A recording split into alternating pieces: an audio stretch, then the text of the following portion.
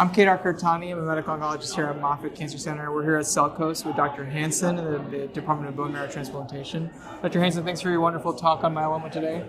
You mentioned the possibility of a cure from CARTITUDE-1. Can you comment on that? So some very exciting data was recently presented at ASCO and published in JCO, but essentially showing that patients who are heavily pretreated in multiple myeloma in CARTITUDE-1, about a third of them are alive and well at 5 years following ciltacabtagene autoleucel BCMA CAR-T. That is very impressive. We have never really seen a cure in myeloma or this type of response in heavily pretreated patients. Certainly, we still need longer follow-up data, but the word a functional cure in myeloma has come up, and we need to define what that is. But nonetheless, very exciting. We did see that patients who are durable responders generally had fitter T cells, more naive T cells in their product, and more CD4 positive CAR T cells with a central memory phenotype. So very exciting times, though we do need to work on mitigating toxicities for some of these products. Yeah, it really seems like it's data that's never been seen before. Now with these CARs, there can be some pretty significant side effects. Can you talk about the Parkinsonism and the delayed neurotoxicity that you mentioned? Yes, definitely. So cilta-cel is an excellent CAR-T. We're seeing great responses, but certainly with that also comes safety concerns or toxicities. We've become very good at managing cytokine release syndrome and ICANS, but now with cilta-cel we're seeing some other delayed or non-ICANS neurotoxicity such as Parkinsonism, cranial nerve palsies, even Guillain-Barré. Parkinsonism, thankfully, as we move CAR-T in the earlier line setting, only happens in, I would say, less than 1% of the patients, at least in the CARTITUDE-4 trial.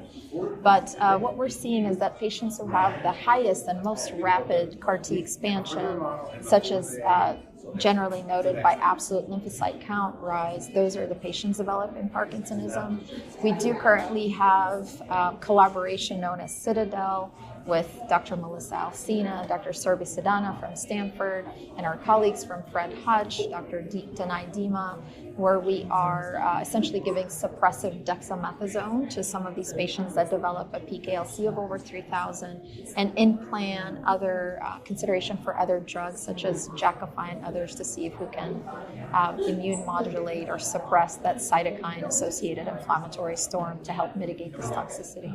Very cool data. And the last question I'll ask you is, you mentioned a risk model, the SCOPE-MM. Could you expand upon that a little bit? So this has been a very exciting collaboration with my close colleagues and partners in crime, Kai Rajeski from Germany, David Cordes dos Santos from the Dana-Farber, and Yi Lin from the Mayo Clinic. So we got together, and currently in myeloma, we do have prognostic models, but they're generally focused at the pre-lymphodepletion time point.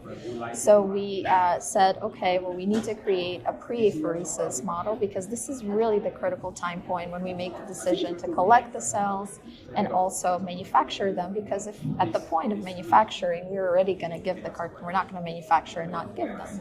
So this score really has been a lot of work. We had training, validation cohorts. It consists of 5 variables, which is basically the CAR hematotox score, prior BCMA exposure, tumor burden as evidenced by plasma cell burden, lactate dehydrogenase, and extramedullary disease. And what we're seeing really that those who have a high risk score very nicely, we're able to risk stratify patients in terms of response by International Myeloma Working Group criteria, progression-free and overall survival. But really the benefit of this is that it helps us risk stratify. So if patients are high risk, we know that they might need more bridging or more intensive bridging, or they might need mitigation strategies or prophylaxis for toxicities, or consolidative approaches such as maintenance therapy, immunomodulation post-CAR-T, or we have trials with bispecifics, some new data with cevostamab at IMS, to really help improve outcomes for these patients.